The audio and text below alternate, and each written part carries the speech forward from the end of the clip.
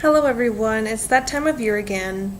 As finals come to a close, we are all excited for hot summer days by the pool, not worrying about our grades or essays and so forth. But there's something else lingering around that is always on our back burner, is always on our minds. Debt. A lot of us leave college with debt. We have student loans to pay off, credit cards, and so forth. And a lot of us are stressed out about it. And I noticed around from my peers the stress that comes along with having so much responsibility to loans and credit cards per se. But today I'm here to persuade you to not fret so much and to actually apply for credit cards. I know, who wants more credit card debt? I get it. Well, I'm here to show you today how to properly and guide you into purchasing the right kind of credit cards and lowering down your APR and interest rate. Just recently, I myself just purchased a home with my husband. It's our first time big expense other than purchasing a car, and we were both a little excited and worried because when we went to our bank, we were afraid because of our age whether or not they'd give us a good interest rate. Now, credit card reports typically grow better with age. The longer you have a credit card, the more experience per se you have, apparently. So if you are older and you apply for a loan, there's a higher chance that with responsibility and no significant amount of debt behind you, the bank will give you a good interest rate. So when we went to our bank and asked for our first mortgage, I was surprised to come back with a 3.6 interest rate. Now to remind you, we have an average interest rate per student and U.S. citizen here in the United States of around 18%. 18% is very high, and unfortunately that's apparently the average rate we all receive through our banks. And when we finalized our mortgage with them and ended with escrow, it was finalized with 3.6, and I just want to point out how this was possible all due to opening a credit card at a young age.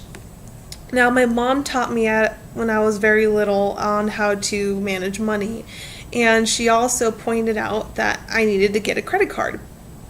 At 18 years old, I was like, Mom, I don't want a credit card. That sounds so scary. I don't want to have to be a responsible adult. A lot of us are fearful of credit cards because of of the unknown per se, and the fact that we have debt into it. Because apparently, according to creditcard.com, the average debt per U.S. adult is $6,000. That's just in credit cards alone. That doesn't include mortgage as well.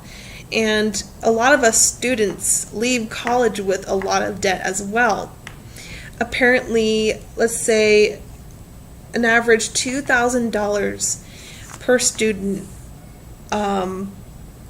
is within debt.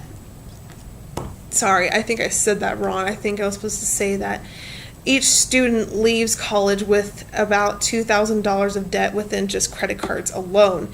And when it comes to student loans, that's tacked on as well. So that averages around $30,000, $20,000 of debt by the time they leave their university.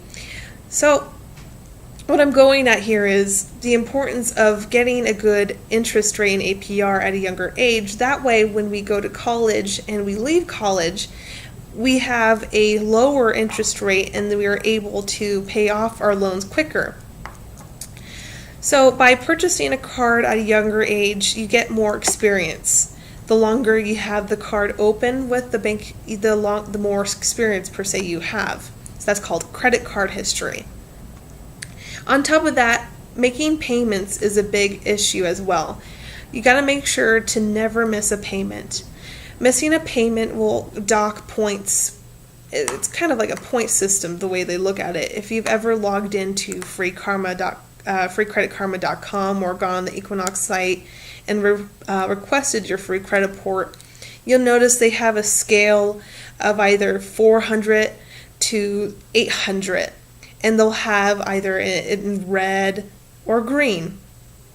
And they will monitor and show your credit score and how it's going up and down due to your purchases and payoff history. Well, everyone wants to achieve a good credit history report, and the best average report would say around 700 and up. The highest you can ever get is an 850.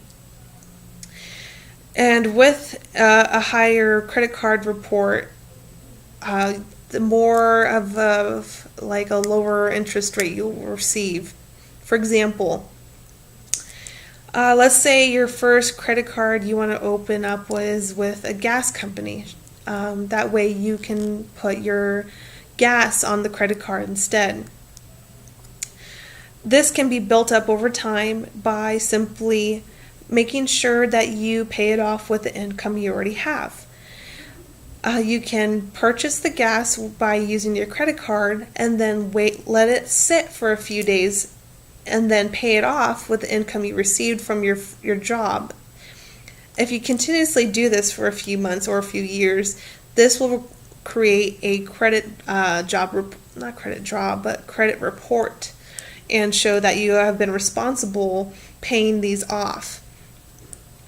Then after that, let's say you need to apply for another credit card or a loan for college. They can look back and say, okay, you've at least had one credit card and you've never missed payments, so we'll start your APR at 5 or 6% because you've had experience. Now, the best way that I would recommend to achieve more credit history is by paying your bills with your credit card. For example, groceries is a simple way. Go into the grocery store, you just got paid from your job, but instead of using the money that you just got from your job, use your credit card. Swipe it and let it sit for a bit. Don't wait till the last minute though, and don't pay it on the day it's due. What you want to do is pay the full amount of, per se, let's say you spent $100 on groceries at Safeway. You want to pay it off completely. That way you balance